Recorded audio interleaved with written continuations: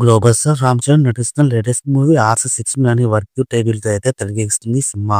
ఈ సినిమాని అయితే దర్శకుడు పుష్పరాజ్ అయితే డైరెక్ట్ చేస్తున్నారు. అయితే స్టోప్ డ్రామాకి అయితే ఈ చిత్రాన్ని అయితే తీస్తున్నారు భయ్య. ఇంకా ఈ సినిమా నుంచి అయితే సాలిడ్ అప్డేట్ అయితే మేకర్స్ తాజాగా ఇచ్చేసారు. ఈ రామ్ చరణ్ బర్త్‌డే సందర్భంగా అయితే 'ఆర్‌సి-6 ఫస్ట్ అయితే టైటిల్ మార్చి 28 అయితే 9 నిమిషాలు 9 గంటలకైతే అనౌన్స్ అయితే చేయబోతున్నారు చిత్ర యూనిట్.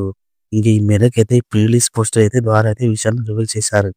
ఇంక ఈ సినిమాలో అయితే రామ్ చరణ్ పాత్ర రగడుకు అయితే ఉండబోతుందని ప్రీ రిలీజ్ పోస్టర్ అయితే అర్థమవుతుంది.